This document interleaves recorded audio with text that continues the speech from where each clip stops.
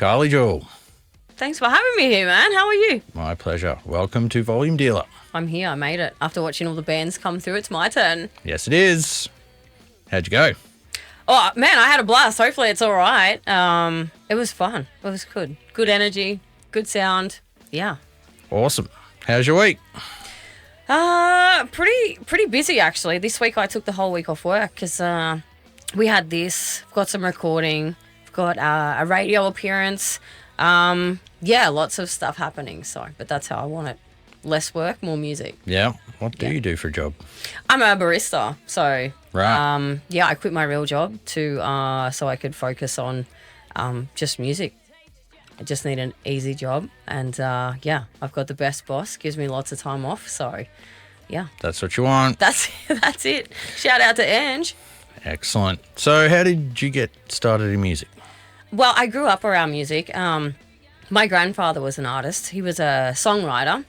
I mean, back in the day, he had a band, but... What era are we talking? Oh, in the 70s, 60s. So, yeah, he was a country artist, and I grew up with my grandparents, and he had a studio at home. So cool. I was kind of always outside the door, like, let me in, what's going on? There was guitars and always being around musicians and going to music festivals. And, yeah, so I'd been around it ever since I was born, really, and... Wow, that's pretty cool. Started knocking the door down when I was 3 years old to let me in. I wanted to be a part of it.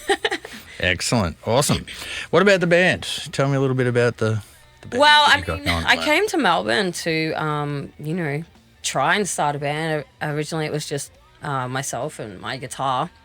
And that was so scary. I hated doing that. But I wanted to do music, and then we started the band. And Mars and I met and we started the band. And... yeah, had a really good friend who started the band with us as well, and yeah, just fell into place and kept going, and yeah, we haven't stopped. Obviously, over the years, members have changed, but yeah, Mars is still here, and Mars is the drummer. Yeah. Yep. And I've got Andre on lead guitar, Mick on bass, and Shannon on rhythm guitar. So fantastic. Yeah. How long have you guys been together with this? I've been around Melbourne, doing this full time in the band, non-stop for about 14, 15 years. Wow. I'd say 15 years. I can never remember. We probably should have had an anniversary gig at 10 years, but we just kept going. And I don't know, it's about 15 years now. Awesome. Yeah. Going and I don't know, it's about 15 years now. Awesome. Yeah. Unreal. So you've got a little bit of a home away from home. It's a country called Japan, and you've played there a few times. Yeah, I've done 3 Japan tours. Yeah, when you just find your place that feels like home and it just works. Yep. Which I thought was in LA for me. It's where I first started going. Yeah, right. I did my 10th show in LA at the Whiskey. Cool. Yeah, I'd done a few shows around Melbourne. They were live rehearsals to get ready, and I was like, right, let's go to LA and play the Whiskey. I wanted to go there and start my dream and kick it off where kind of a lot of artists that I looked up to played there. And, especially I've always been a huge fan of Joan Jett, and I wouldn't say it's her songs actually. It's her as a person, but I was like, I'm a girl and I play guitar, and I haven't played guitar on stage for a few years now, but, that's where it kicked off. And wow. I spent probably 9-10 years going over there playing, do my shows around Melbourne, but when it would come to a release or something, I'd go over there. And I had my first record deal in 2018 in LA at Hitman Records and put out the Phoenix album. And yeah, then kind of had this idea to go to Japan, and it was the best idea ever, and I just can't get away from there, and I'm already planning the 4th trip. What's so good about it? It's just the it's the energy, it's the respect, and I think it was the second show in on the first tour, I felt like the very first time I could be the artist that I wanted to be, and it was so such an emotional, it was something spiritual. It was almost like a rebirth or so, I don't know. But we all kind of looked at each other on stage and we were literally crying, and Shannon's like, are we famous? We don't know what's going on. Just the energy, and people are following you already to the second show and catching bullet trains. And I'm like, what the hell? Because we went from Tokyo to Osaka, and then the first bands came, and it was just, there was no one standing there waiting for you to make a mistake. Yep. No one's judging you. They just... Well, I think you're like putting it up against what you get when you're playing in Australia, right? I feel like there's always someone there watching you, waiting, like literally waiting for you to make a mistake. And I think that's so shitty because like we're meant to make mistakes. It's not easy to be live on stage. There's always something going to go wrong. I mean, that night in Osaka, Shannon actually fell backwards into the speaker and it fell down the wall and everything stopped, and then we picked it up, plugged it in, and kept going. And everyone was like, fuck that.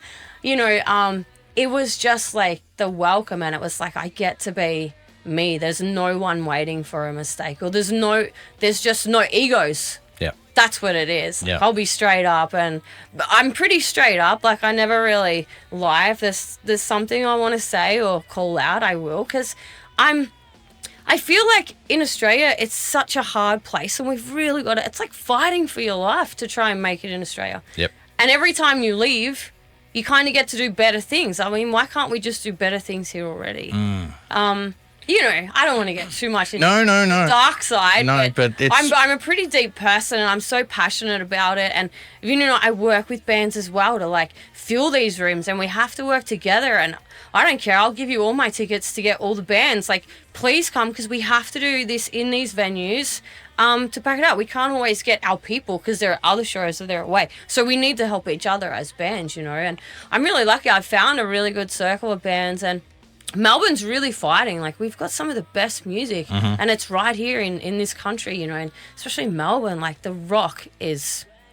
Yep. It's on fire. It is. I'm really proud to be here, but I really have to work hard, and I always have to leave the country to This is a get to the next problem step. as old as the music industry in Australia itself. It's been like this since forever. And I guess because I spent so much time in LA and was just doing like things in between, I didn't really notice it. Like, I just kind of seen what goes on in LA, where they're all helping each other, and they're excited, and they're there for each other, and it's just, there's a scene. And sometimes it is hard to get people to come out in Melbourne, you know, but yeah, like, it's a cool place to be at the same time. Like, you know, I love being here, and I wouldn't change it for the world, but yeah, we do it tough here in Australia.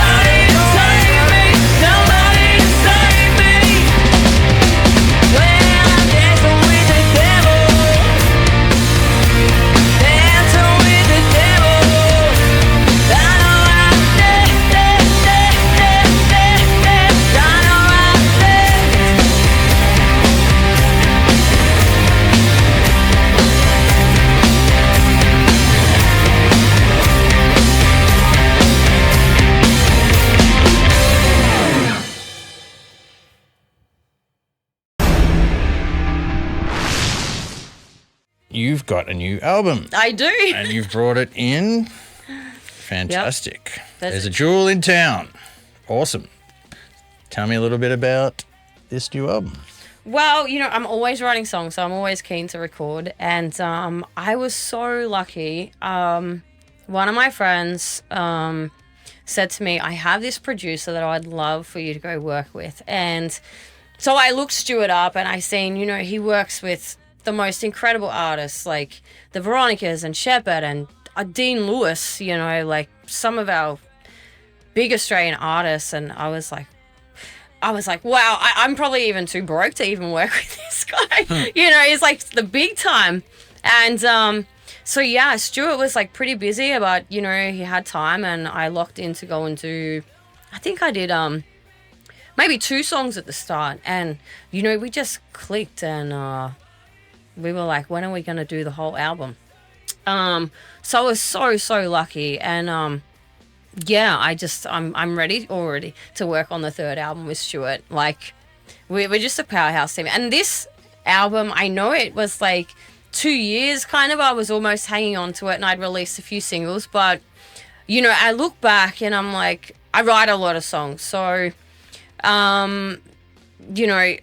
it took, some people think it took 2 years. But then when I really looked at the days that we spent in the studio, like we smashed it out in about 15 days, all of it. And that was really cool just to go away and it's just Stuart and I in the studio and that's it. Like that's all we do. Yep. But it was such an honor to work with him and yeah, I find I was worried too because I was like, I worked with other producers and I was like, oh, what if he doesn't like me? Like I'm really weird, I've got, weird ways that I like to sing and sometimes I'm like, you got to click with the person you're working with. If it's awkward or it's weird. Or not. What's his name? Stuart? Stuart? Yeah. Cool. And I thought that was cool. First name, last name, same. So yeah, I got to work with Stuart and it was just such an honor. And I can't believe I even got to do that. And I'm so proud of this album. And where'd you record it? In Brisbane at Analog Heart Records. Right. So yeah, that's Stuart's studio. Yep. And yeah, it was just unreal. And I was freaking out because I'd signed with a new label here in Australia, X Music, and I kind of just get off into writing songs. And I knew Stuart was like, a lot of people had kind of knew and said, maybe working with someone like this will either make you or break you. So I was like, no, I'm going in prepared. I literally wrote each song like 3 or 4 different ways just to be ready if there was like an idea, oh, what if we take it this way? So I rewrote everything. Like I had, wow, like so many versions. And then it was just like, no, it's good as it is. Like, I was like, oh, okay, sure. And I think even working with Stuart, just for my songwriting, like my dream was to be a songwriter like my grandfather. Songwriting first for me because, I never thought I'd get over my stage fright actually to perform in front of people. I was able to go out with my guitar and then throw up. I was like, oh my God, that was, terrifying, but I love doing it. Yeah. Yeah, so we went and did this and Tim was saying like, what about the artwork and this and that and what are you going to call your album? And I was like, I have no idea. I didn't want to tell him I had no idea. I wanted it to be so good that I was too much. I was like, oh, fuck. Anyway, the photo actually, we played a farewell show to Japan and Andrew Marshall actually got that photo and when I seen it I was like, that's it. Like I always had this thing, I never wanted to put my face on my album. Yeah. But I kind of wanted my face, and that was perfect. And I knew I'd call the album when it'd just fall into place, and I went to the studio and I had this idea in my head about all the things my grandfather had taught me. And yeah, there's a jewel in town, like floating around in my head. And Stuart said, can I get a demo for this one? I said, I don't know what I'd play. Like, I don't even know the guitar chords. I've got the melody. I said, you know what? I'll sing it to you when I get there. But I didn't have it in my head, like all there yet. So I just kind of was like humming the melody and, I want it like this and I want the drums. And we started building this track and he was like, all right, we'll come back tomorrow and we'll do the vocals. And I was like, I'm going to go downstairs and write the song now. He's like, what the fuck? Anyway, so I stayed up till 3 o'clock in the morning, and I put my story, because this is my first album, and these songs are the first songs I'd ever worked on without my grandfather, like just always being there, like, hey Pop, what do you think of this? What do you think of the hook? You know. So it was such an honor and so scary and emotional at the same time to, like, you know, really honor my grandfather and just be like, I've got all this knowledge, like, surely I know how to write good songs. Like, I can't let him down. You know? So that's that awesome. Album, yeah. Fantastic. Unreal. And my first album ever to hit the ARIA charts. So I always thought, like, my grandfather had written for Slim Dusty and his albums would hit the ARIA charts. And I thought, if my pop taught me how to write songs, surely I can hit the ARIA charts one day. So it was actually a promise to him, you know, before he passed away. I said, you know, one day I'll hit the ARIA charts, like I promise. And so it was such a huge thing to really do that. It's pretty surreal. That's cool.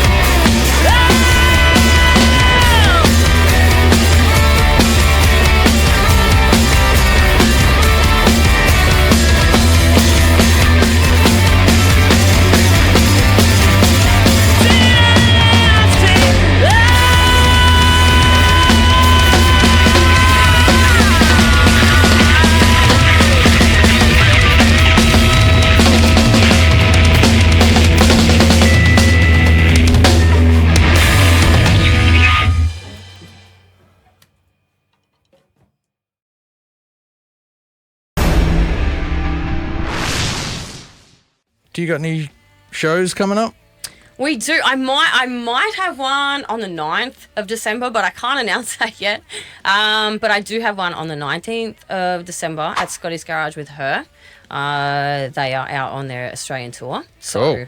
yeah, that'll be our end of year show. So, yeah, I'm looking forward to that. Scotty's our favourite place to play. Yeah, it's like one big family over there. It's like a big house party every time. So we've got that one coming up, yeah. Cool. Excellent.